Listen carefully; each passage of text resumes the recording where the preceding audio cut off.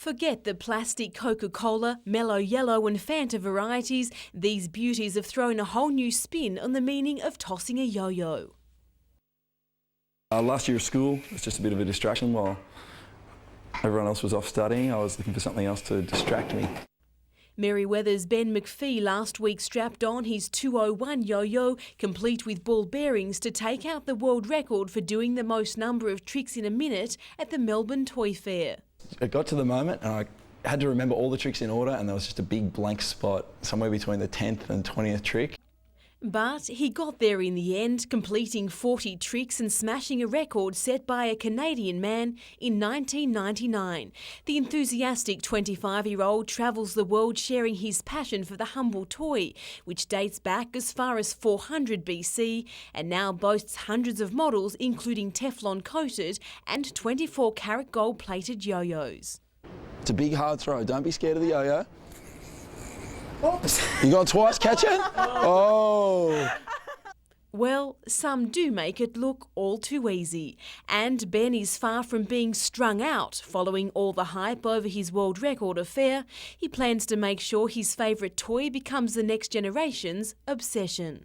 Designing better yo-yos, making yo-yos easier for people to use, that's one of my goals, and definitely travelling the world and promoting them. Colleen West, NBN News.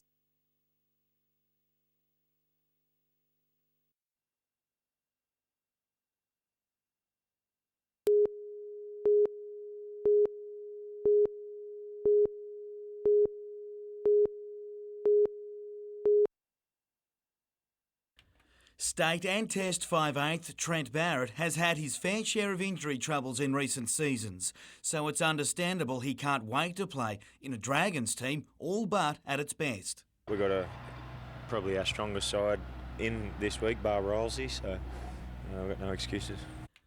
Happy to be playing back home at WIN Stadium, it'll be Newcastle's first visit since 1998, about the same time Barrett last played opposite Matt Gidley at 5/8. Matty was a 5/8 through junior footy, so he's a capable player, and I think he's a great player actually.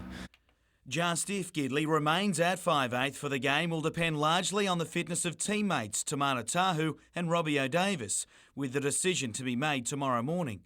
In Newcastle Rugby League, there are 3 games tomorrow, but it's on Sunday that holds the most interest, with Wyong heading to Raymond Terrace and the Blues hosting Premier Cessnock.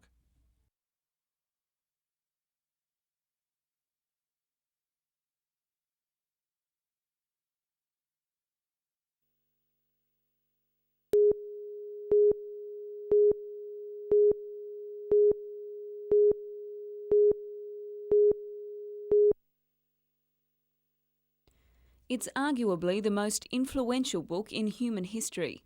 It comes in all shapes, sizes and languages, but whether it's in Old, Middle or New English, each Bible tells the same story. A collection of rare and historically significant examples make up the Word exhibition currently on show at the Newcastle Regional Library. The Word only officially opened last night, but it's already proving to be incredibly popular. We've had so many people inquire about it. We're hoping around 10 to 15,000 people will come through the exhibit. Among the items on show, a copy of the first translation of St Luke's Gospel into an Aboriginal language, completed in Lake Macquarie between 1827 and 1831. There's also a Bible rumoured to have belonged to playwright William Shakespeare. In the front of it has got a faded signature of William Shakespeare, and one of his relatives emigrated to Australia, and from that, when she died, she brought it to the Bible Society. Accompanying the Bibles is a series of photographs of the making of the Passion in Italy, taken by Ken Duncan from the Central Coast. The Word runs until the 15th of May. Jessica Phyllis, NBN News.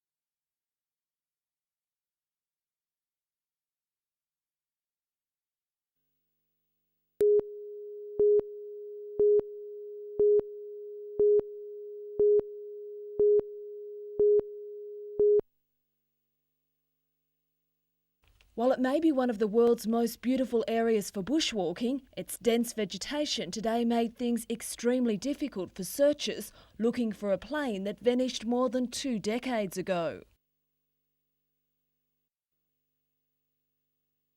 Extensive searches failed to find any trace of the Cessna 210 after it disappeared from the radar during wild weather in 1981. But after re-examining official reports, including transcripts of the pilot's final words, new areas are being targeted. All indications are, from our research, that this is the centre of the area most likely where the plane has fallen. It's believed to be the only civilian aircraft in Australia's history to have crashed on the mainland, never to be found.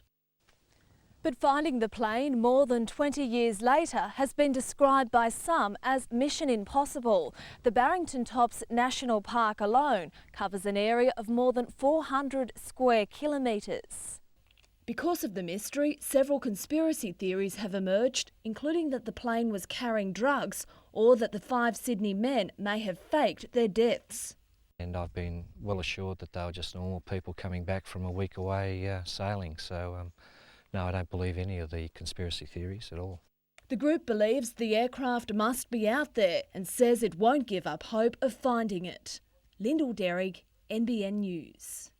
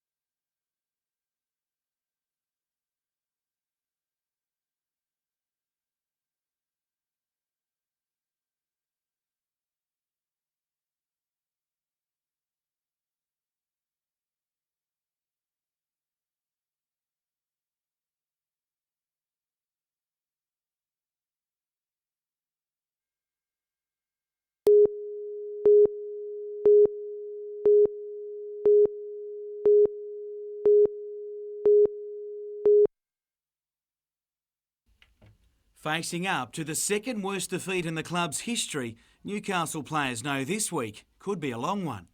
The majority of the boys will want to stay indoors today. The weather's good for that, so we'll close the blinds and hide indoors till we head over to New Zealand.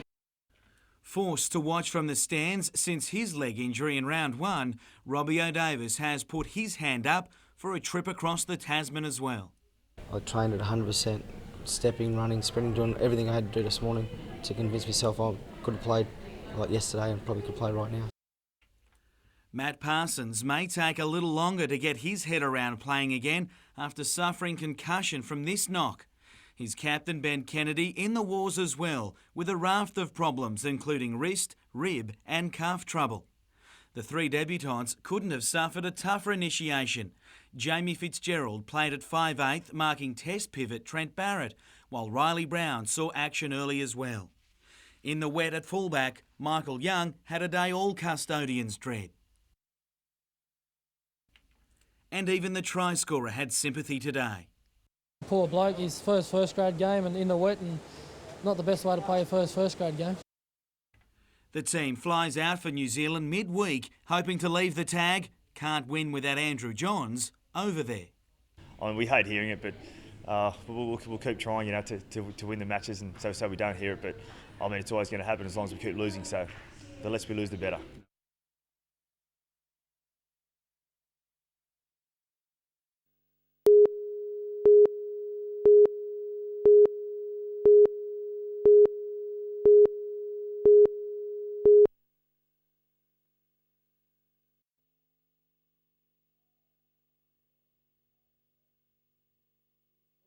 Adrian, Ace, Button, Brennan Longpower. Good on you, Ace, and we'll just have a bit of a chat. You've got to be stoked on a second, maybe. One of the hardest events to win, so I'm really honoured to get second, you know, in the contest, which is in the name of Emma. Adam McIlrick, NBN News.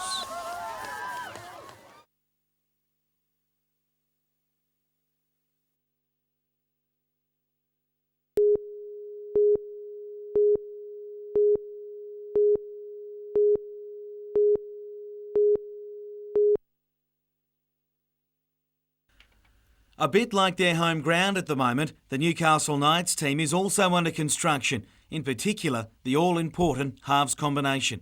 Recruited as a backup in the off-season, 21-year-old Steve Witt has been fast-tracked into the starting side to partner halfback Kurt Gidley.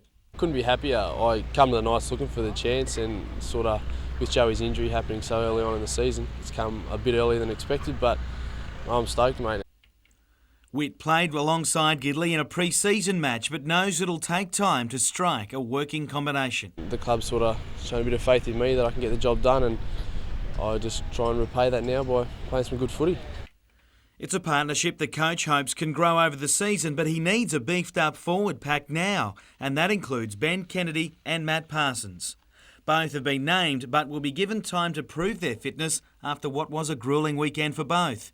It's hoped Tamana Tahu can do likewise and join Robbie O'Davis in the side to play the Warriors. Russell Richardson, though, has become a victim of recent weeks' performances as Newcastle looks to tighten up defence. If things change, he might find himself gaining a reprieve at some point. Jim Callanan, NBN News.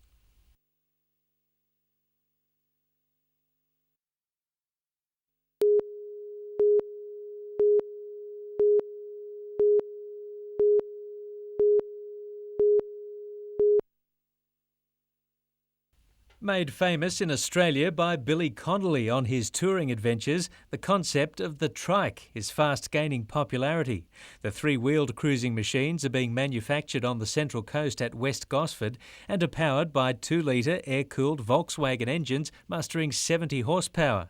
Businessman Johann Kastner was left a paraplegic in a car accident in Germany and later found such great freedom on a specially modified trike that he developed the first fully compliant trikes in Australia. I experienced it myself in first hand in like what great freedom it gives you. You forget about your wheelchair because once you're on there, you're same as like you or anybody else. You're having fun riding down the road. From humble beginnings 7 years ago, Johann's 10-member team now produces around 50 trikes a year, each selling for around $30,000. Then after a while, if the numbers keep growing and the quality is there, like people see the others on the road, that what brings you more business basically. So that's how it grew to where it is now. Yeah, we're made completely here at our factory. What we outsource is local as much as we can. But we do our own fiberglassing, all our own prefabrication, our own motors, mechanics behind me here. The trikes boast front and rear disc brakes and can be driven in New South Wales by holders of a car licence. Increasing demand and interest from the US and Europe has prompted plans for a larger factory on the Central Coast. From very meagre beginnings, it's now the biggest and most successful and only fully compliant trike manufacturing company in Australia. Paul Lobb, NBN News.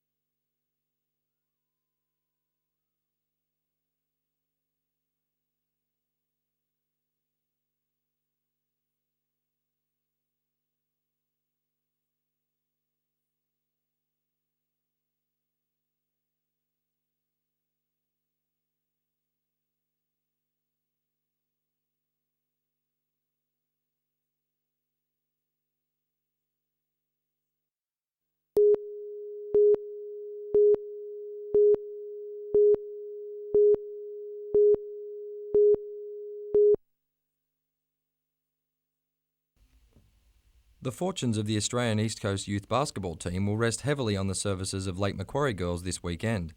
Elise Philippuzzi will captain the team, which is rich in local talent.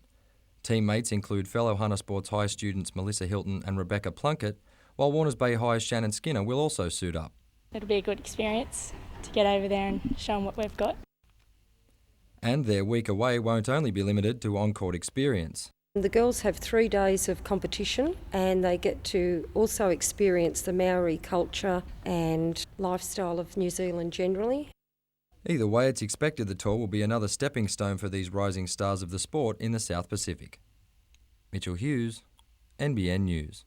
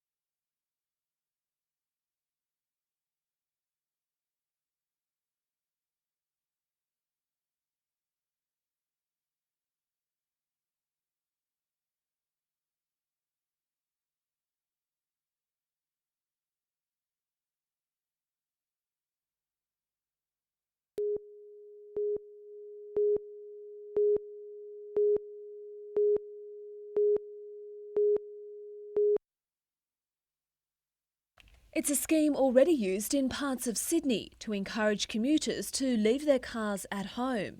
Now the state government is considering applying the parking levy to Newcastle. Commercial and council car park owners would be charged $840 for each space each year. That cost would be passed on to car park users. But business groups say public transport needs to be improved first.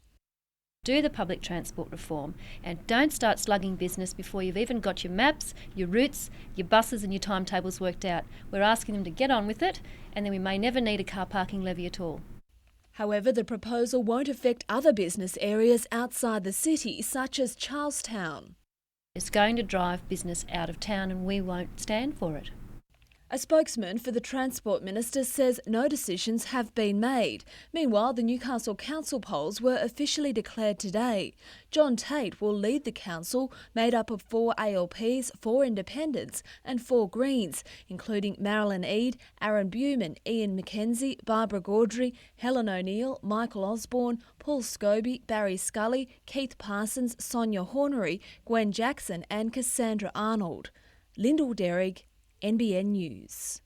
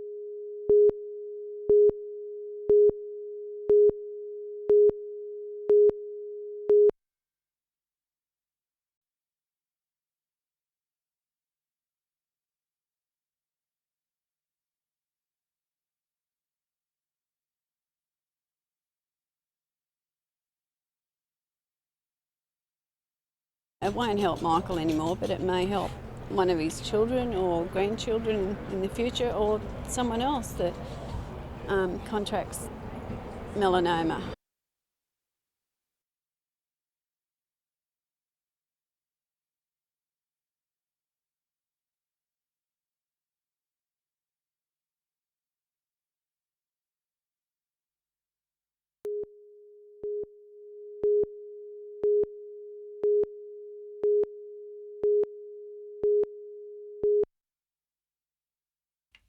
The moon might not have been right at its peak, but at home, Lakes United hit the ground running. Stiff defence, a highlight early. Some wore the signs of battle. But it wasn't the only thing opening up, with Brett Clements stepping his way through for first points. Forcing errors, Lakes looked to have raced away with another four-pointer before captain Leo Denver pulled off a try-saver over the line. It had the desired effect, sparking the Blues into attack. With some pace to burn out wide, winger Kamal Garnley finished off as the visitors levelled it at 6 apiece.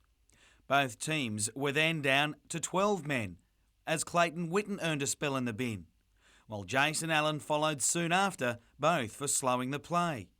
Nothing slow about Clements, the former Knights hooker showing plenty of toe to cross for a second just before the break. Another good sign for Lakes with the return of Ian Burke from a long-term knee injury as Lakes kicked on to a 16-point victory. It helps the Golds jump up the ladder, while Western Suburbs take the outright lead after beating Cessnock, with Wyong just a point off the pace.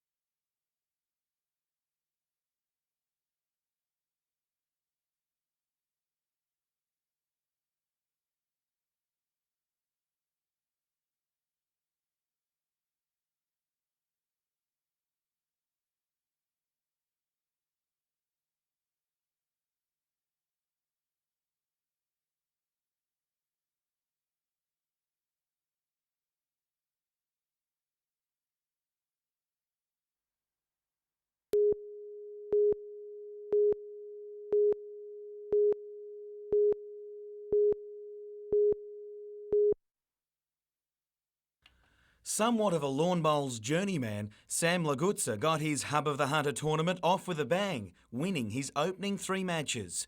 Former State Bowler of the Year Simon Lack once called these Beresfield Greens home. Englishman David Holt now calls Australia home, and he had the better of their second round match, winning by 12 shots. Dennis Dalton knows exactly where he's from, and on his home turf, he made light work of Avoca's Brett Pritchard to make it 2 from 3 today. The most interesting matchup of the day, though, was a replay of last year's final, with teenager Aaron Sheriff taking on Paul Cousins. Sheriff rolled Cousins in the decider last year and looked to have the better of things early today. But the Maitland City-based bowler pulled out the shots when it counted. Revenge was sweet in a 15-shot victory. 3 more rounds will be played tomorrow with the finals on Sunday. The Australian men's ice hockey team enjoyed their last hit out in the country before the World Cup in Spain with a match against an all-star side in Newcastle overnight. Down early, the national team came back to win a close one, 6-5.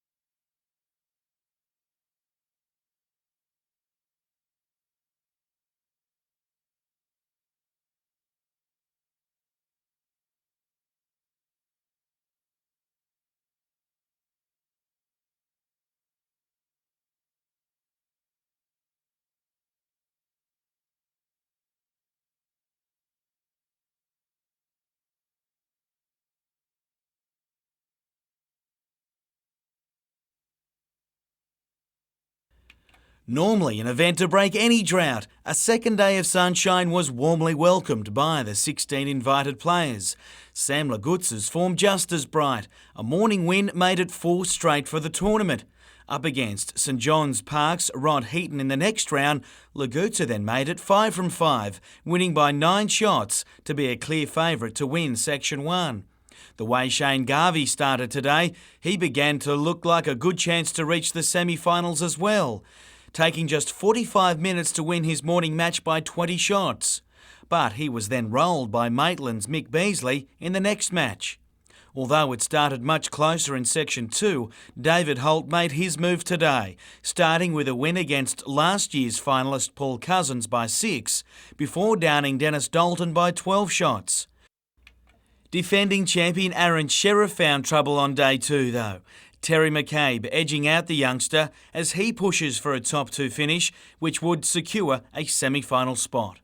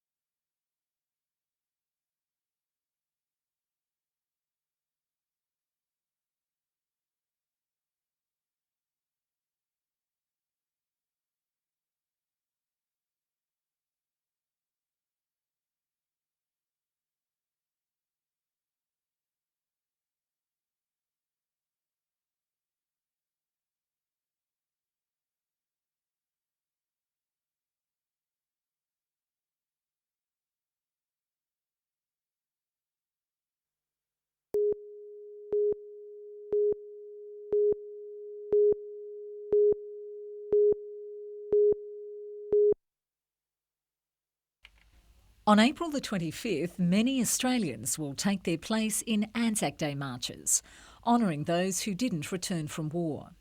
80-year-old Flo Cox, who served in the Australian Women's Army Services, will pay her respects on the shore of Gallipoli, a trip planned to remember relatives who died during the 2 world wars.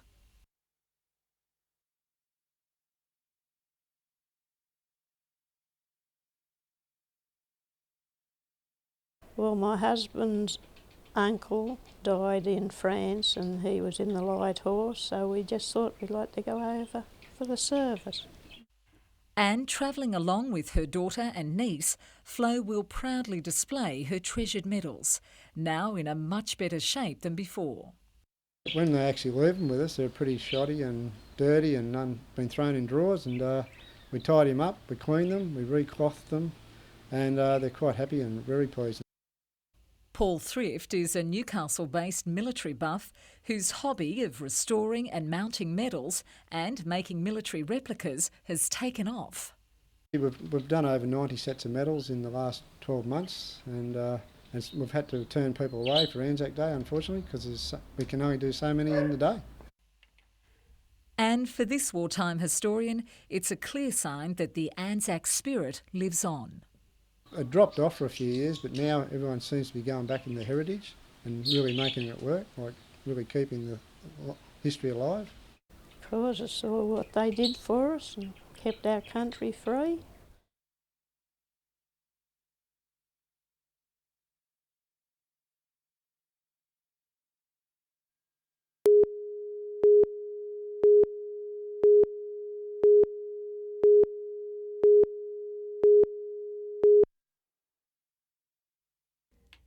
Holiday makers from Sydney were packing up early to beat the long weekend traffic and left pleased the weather was better than last year.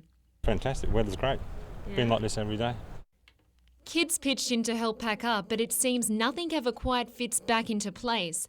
These first-time campers found tent packing into the wind a challenge. They were among the few who spent the autumn break roughing it. Plenty of Sydney-siders head north for the weekend, but many locals from Maryland, Cardiff and Barnsley enjoyed the advantages of holidaying close to home. It's only 40 minutes from home. You don't have to put up with all the idiots on the road. Peak hour traffic.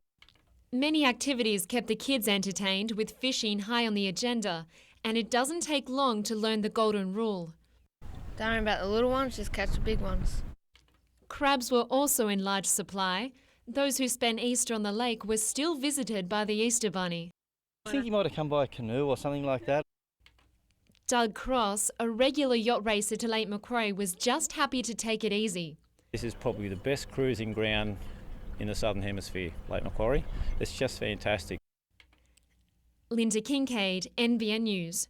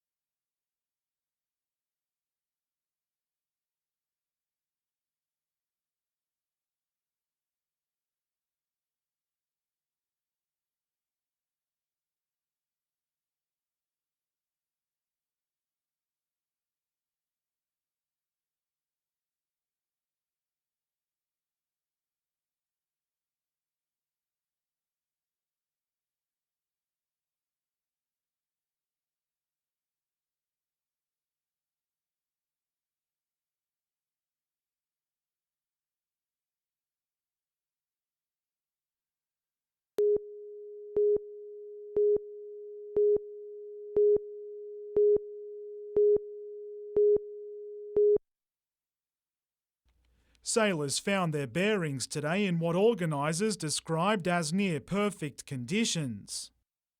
For this time of year, we're ecstatic with the bruises that we've got. If we have this for the rest of the week, we'll be really happy. Today's invitational is generally reserved for those sailors attempting to find their bearings, and while some had to look a little harder than others, hunter-based sailors dominated 3 divisions, albeit having to beat a smaller number of competitors with entries down on last year. Well, there have been quite a few reports of a shark in Lake Macquarie. I don't think that's helped us at all. Looking to the airways, and there was no better Easter present for Bulwarra's Tim Gearluck, the young pilot finishing with a gold medal in the sportsman division at the weekend's National Aerobatic Championships at Parkes.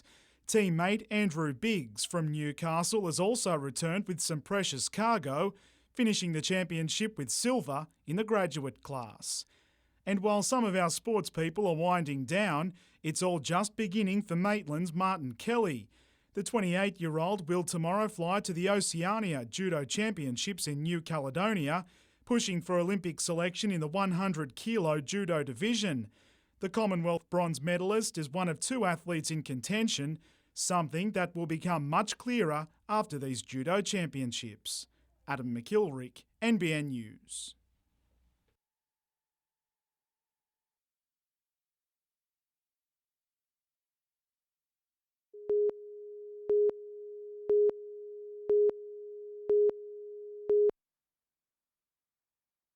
For all the good reasons, it's been a relatively uneventful 4 weeks in the Newcastle Rugby League up until now.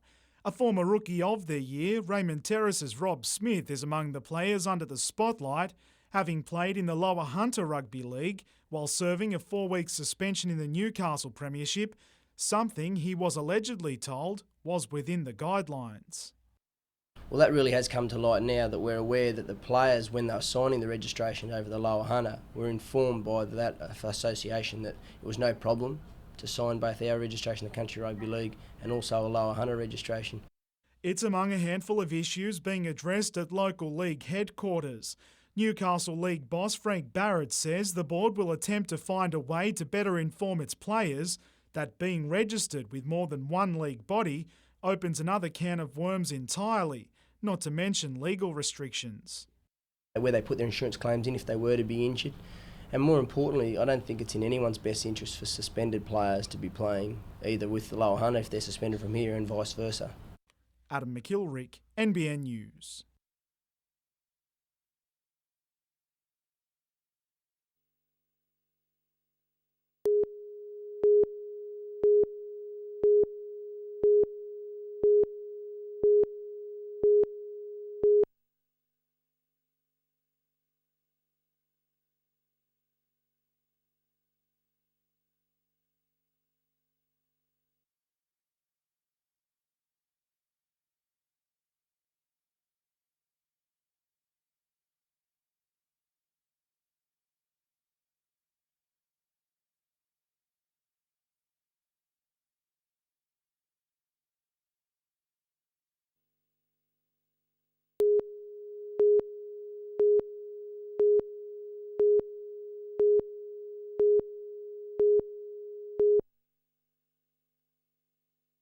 The wind may not have been strong on Lake Macquarie, but the 5-knot breezes did provide contestable conditions. Today marked the first day of racing in the 5-day championship, and crews were keen to get an early lead. The Catamarans were first off the mark, and Iceberg from Singleton High won the race to the first marker. Things were going swimmingly for 16-foot skiff Bob Jane until an unforeseen wind change forced 2 crew members to take a dip. For some, the first race was very much a team effort. For others, it was important to make use of every available body part. Meanwhile, on Terra Firma, another group of up-and-comers was put through its paces. Budding soccer stars at Walkerfield Elmore Vale benefited from the world-class advice of Matilda's captain Cheryl Salisbury, who's recently moved back to Newcastle. Well, I've been away for about 10 years travelling all over the world, so it's fantastic to come back to Newcastle and to see all these kids out here today. It's fantastic. There certainly wasn't these sort of things when I was growing up playing. The kids enjoyed mixing with their idols, but it was a love of the game that kept them going. It's a fun sport to play, and it makes you really strong, and it gives you lots of running for exercise. Jessica Phyllis, NBN News.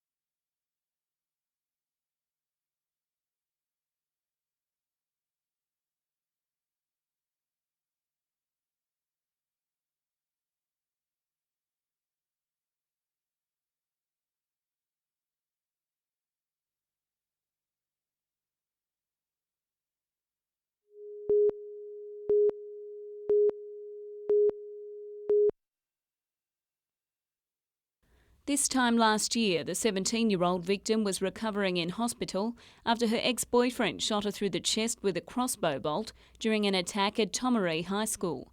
Today, during sentencing submissions, she spoke of the effect the attack has had on her life.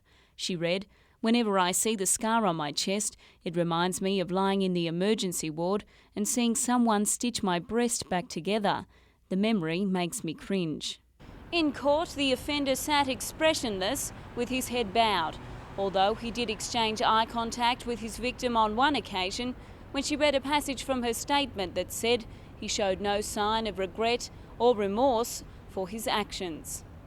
It's this lack of contrition that led the Crown to lodge a submission for the offender to receive the maximum sentence of 25 years. But defence barrister Peter Zaria asked Justice Barr to consider a 5-year 3-month sentence, making the offender 21.5 years old when released on parole, so it could be served in a juvenile justice detention centre rather than in an adult prison. Justice Barr said he would sentence the offender on a date to be advised. Jessica Phillis, NBN News.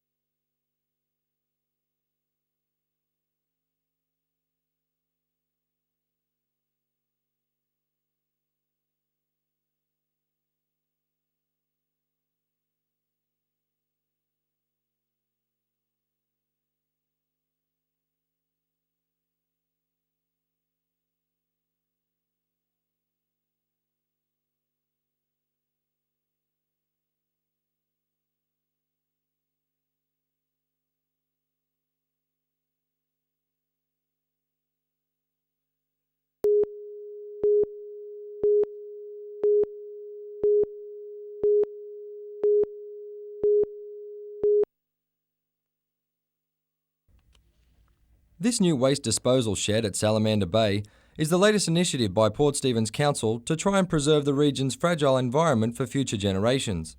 We've always had oil recycling facilities, but these waste sheds are just a new improved version. And it's not surprising there's concern about oil disposal, with the waterways being home to an increasing number of watercraft and a population that's on the rise. Port Stephens has, as you know, particularly sensitive waterways, and at the moment they're pristine waters, and we don't want these waters to become polluted by people tipping their oil in the wrong places. The sheds have increased the transfer station's oil storage capacity from 400 litres to 2,400 litres, and the council is committed to keeping the service available to the general public. Our council has no intention of charging for the service, so at this point in time, yes, it's free and will be into the future. In another boost for the environment, the oil collected at the shed is transported to a multi-million-dollar facility at Maitland, where it can be refined and reused as oil, fuel or in asphalt production. Mitchell Hughes, NBN News.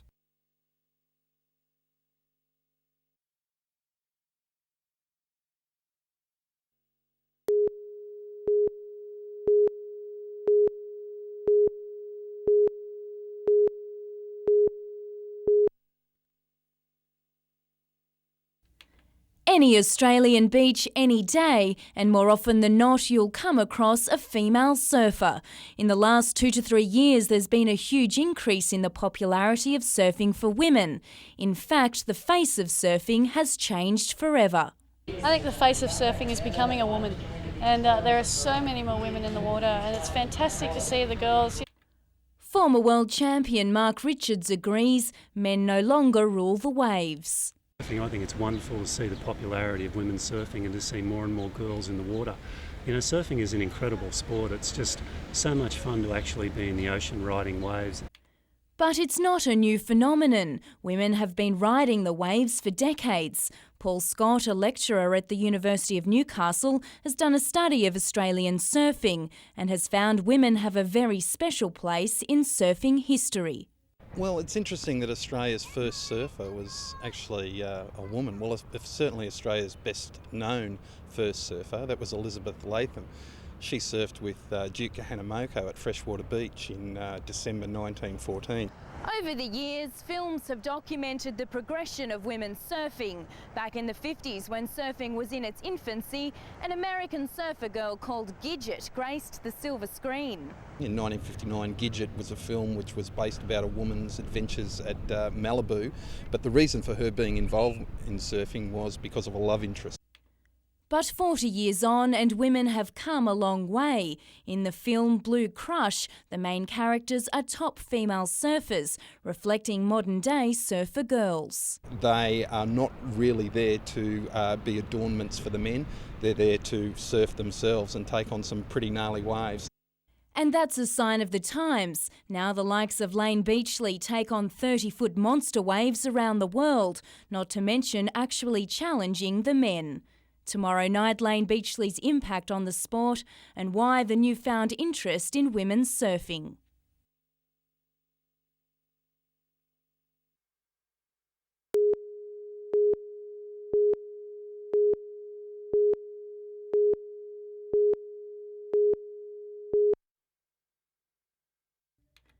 She's the queen of the surf, 31-year-old Lane Beachley, a trailblazer for surfer girls and now the voice of women's surfing all over the world.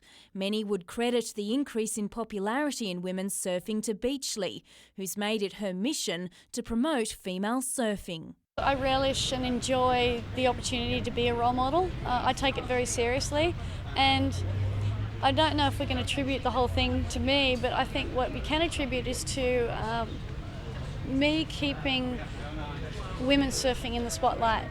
The six-time world champion has encouraged a new breed of teenagers to take up the sport for fun and competition. Take 19-year-old Rebecca Woods, for instance, the winner of the Newcastle Women's Pro this year. She's excellent for women surfing. She's done everything possible that there is to do. She's a role model for younger girls coming up, not just sports women and women in general, just to show that you can get out there and you can do something that you love. Beachley now sees herself as the mother hen figure to young upcomers who look to her as their leader. It's fantastic that girls and competitors such as Rebecca look up to me and are inspired by the way I am, and hopefully I can motivate them and inspire them to believe in themselves and teach them how to be world champion. And I'm not afraid to share some of my secrets. Beachley has been a self-confessed tomboy in the past, but she's now embracing her femininity and proving to other female surfers that it's okay to look and act just like a girl. She's now helping to give the sport a more feminine identity. This month she was included in a list of the 25 most beautiful people in the world. But she certainly hasn't lost that no-fear attitude, riding toe-in waves the size of 4-storey buildings and gaining much respect from her male counterparts. Lane has ridden some massive waves in Hawaii and she's absolutely fearless in big wave conditions. And the reaction from the men following her inclusion in the Energy Australia Pro said it all, with the world's top male surfers admitting they felt threatened. It really rattles the men, and I think it's kind of funny. The whole male race is at stake right here, on some level. Every male has some kind of vested interest in Lane going out there and losing. Tomorrow night, the battle of the sexes. Can women match the men in the surf?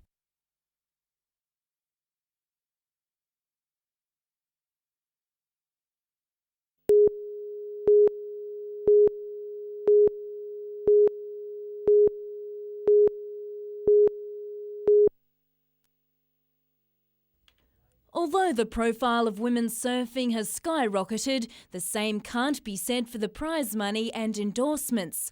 For young female surfers coming through, it's a cutthroat world out there, and compared to the men, there's certainly not as many opportunities to turn pro. You have to be the best to earn the best, and you can't, you can get lost on the QS and sort of grovel around for years and not really earn any money.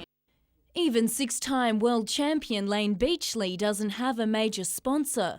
I've actually left my number one sponsor, Billabong, and I've gone off because I didn't feel like they were perceiving my value.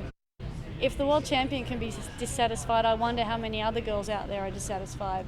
In the Newcastle Surf Fest, the women's pro offered $3,000, while in the men's there was $40,000 on the line. And in another revealing comparison, Andy Irons, the men's world champion, has had 11 career victories, Lane 25, but his career earnings reach $898,000 compared to Lane's at $589,000. So even though she's won twice as many surfing competitions in her career, her earnings are almost half his. Irons' response, women can't match the men in the surf, so why should the prize money be the same? You know, the men's is just it's a different category. The men are a lot stronger and they surf a lot different techniques, so it's two different types of surfing for sure.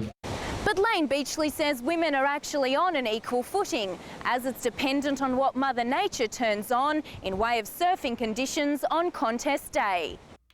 A month ago, Lane was in Newcastle, primed for the most daunting challenge of her surfing career, taking on the men. She says it was all about improving herself as a competitor and boosting the profile of women surfing.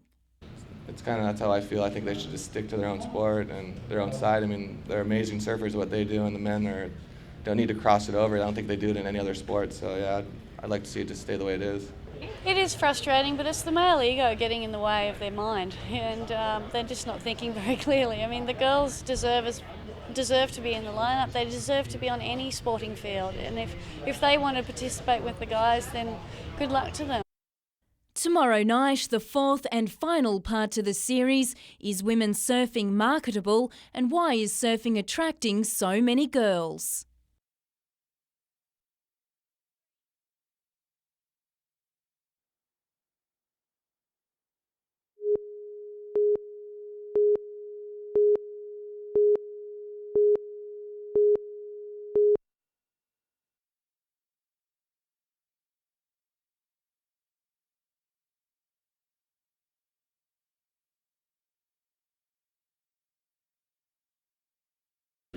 Getting better. Not great, but getting better. It's coming down to the fanaticism, the passion that the baristas have for their product.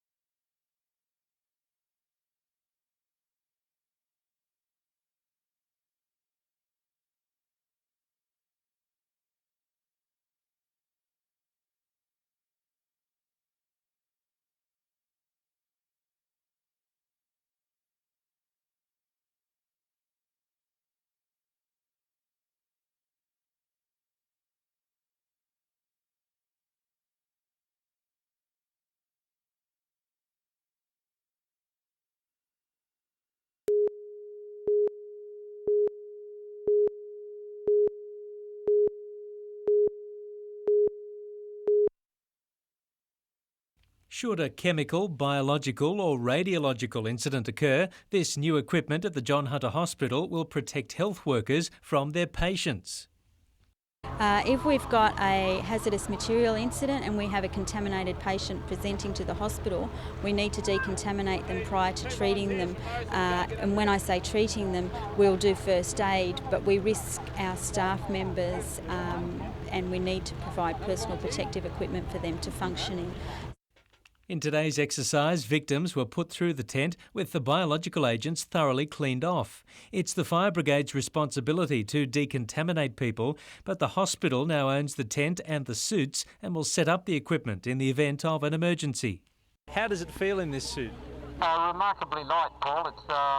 It's very, very good to wear, and indeed the breathing apparatus that's on quite light and effective as well. So you feel as though you could work for quite some time in it. Paul Lobb, NBN News.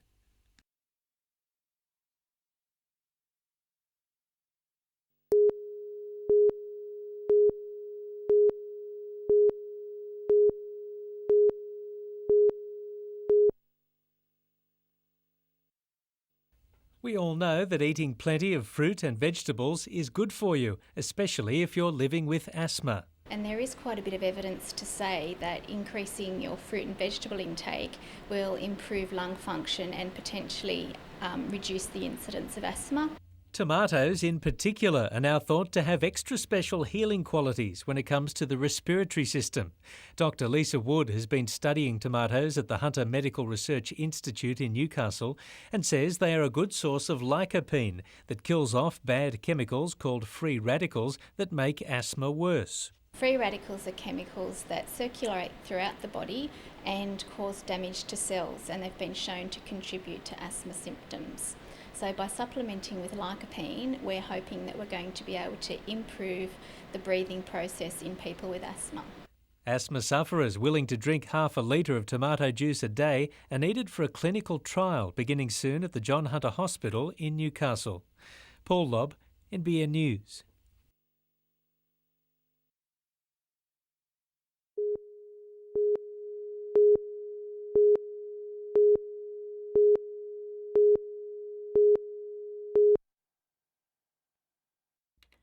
It's a slam dunk for the Hunter Pirates, securing the services of not only one of the sport's best, but also a hometown boy. And Ben Melmoth seems equally as happy about being back in Newcastle. So it was a pretty easy decision. Coming back to Newcastle, place where I grew up, it's just going to be a great opportunity. I'm really looking forward to it. It's going to be a lot of fun. With 9 seasons under his belt with the Falcons, the Kings and New Zealand Breakers, it's hoped Melmoth will help the Pirates improve on last season's wooden spoon. And after the 4 impressive years with the now defunct Newcastle Falcons, he's excited about being part of the new Hunter side. When the Newcastle Falcons folded, it was very bitter for me to have to accept that kind of decision where I couldn't play Newcastle anymore. But now with the Pirates being back in and the consortium behind those guys are doing the right thing and trying to get a winning team together, then I'd love to be a part of it. The 28-year-old says it would be the ultimate to serve out the rest of his basketball career at home in front of family and friends. And with a heel injury almost 100%, he says the new season can't come quick enough. I can't wait to get, sink my teeth into the team and find out what kind of deck we got to deal with, and having Adrian there to look after things, it just gives you a lot of confidence, and you feel like let's just get it started and let's get rolling. Jane Goldsmith, NBN News.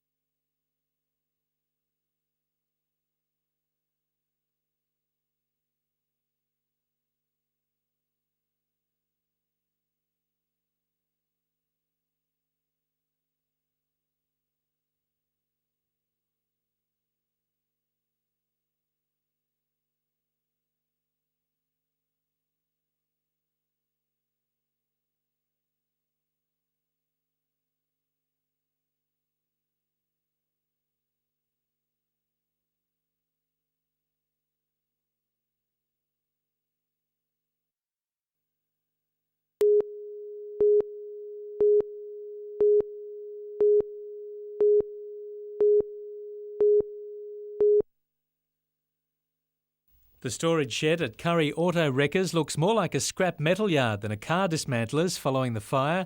When firefighters arrived at the business in Alexandra Street just after 5:30 this morning, they say the entire car storage shed was alight.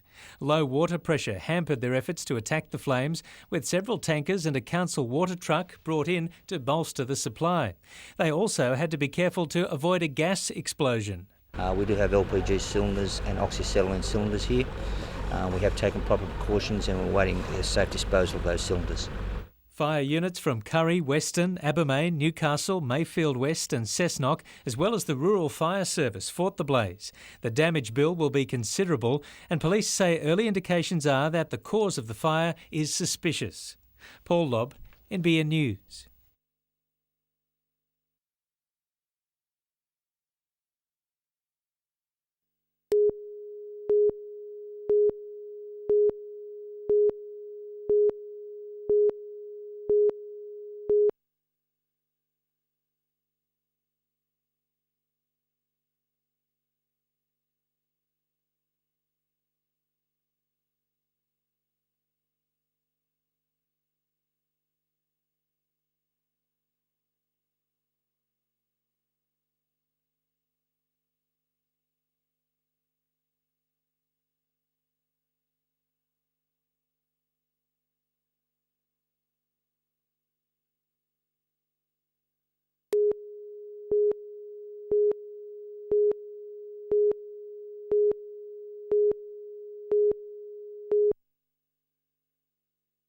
Local developer Hilton Grujon was sharing his passion for business with around 100 like-minded people at a seminar in Maitland today. He says the region is in top shape.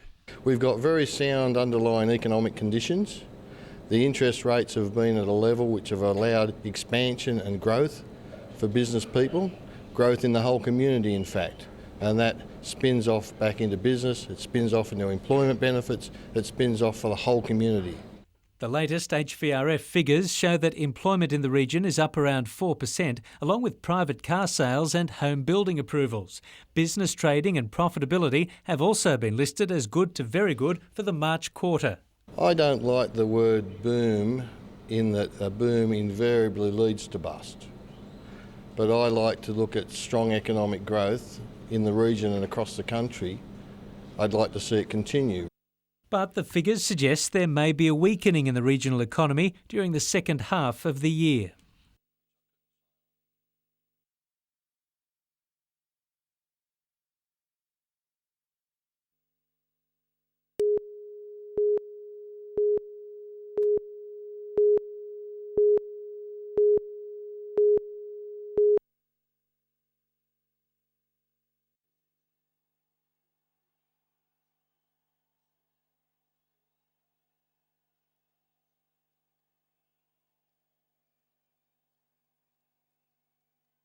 Well, I'm hoping they'll build a road between now and then. I've got my fingers crossed, but I don't know how much luck I'll have.